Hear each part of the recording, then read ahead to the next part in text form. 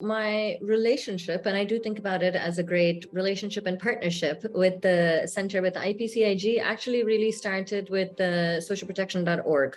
And then in July of 2020, I actually started working with UNICEF in the MENA region. I was a part of the regional office and looking at, again, shock responsive social protection and humanitarian cash transfers. And that's where I actually got the full breadth of what is IPC-IG. One of the products I really want to highlight and talk about, because when people think about IPC-IG, they think like, oh, it's like a think tank, or they do just research pieces or advocacy briefs or whatever it might be. I asked them to work with us across the region to come up with some practitioner notes. So something super practical. And I think this was a very different product for them to be able to do as well. And it was a beautiful collaboration. We sat down, we designed it together, and basically I was just like, this is what we need. This is the ask from the country offices. This is how they want to be able to support the government. And we really need to get operational around, what goes into looking at inclusive social protection in an emergency. How are we looking at the inclusion of migrants, for instance? What does delivery or a grievance response mechanism, etc.? What do all of these things look like in practice?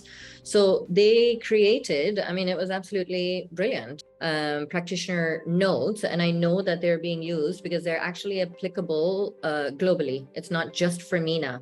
The examples that they were drawing from, the user friendliness of the, notes themselves, etc. And, there were so many other pieces of work that I was doing with them as well, again, across the region, etc. And then since I've come to my HQ position, I've linked them up to other country offices as well, where I'm just like, I've had such a great experience.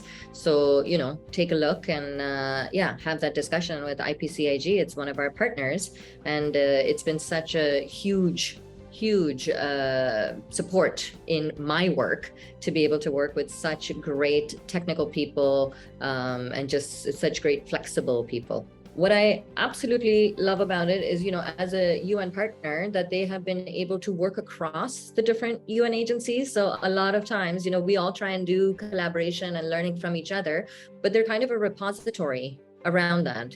Also, whenever I needed different sorts of expertise, I've already mentioned a little bit about the MENA work that we had done.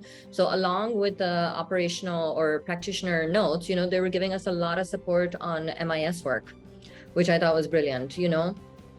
Being able to have workshops between governments and or not between governments, but with the different ministries, and the different ministries were bringing their colleagues into these workshops that we were having. IPC was leading, answering very practical questions, giving very practical advice, then writing it up and bringing it together. There was also obviously just like research and studies and evidence is a critical piece. We need to be able to have that, and somebody to be able to take the time and actually consolidate what is happening, what's going on, what does it mean, what does it lead to. Given the ways in which social protection is now high on the agenda across the board, with so many different stakeholders and actors, it makes the work of IPCIG and what they are able to offer all of us hugely relevant.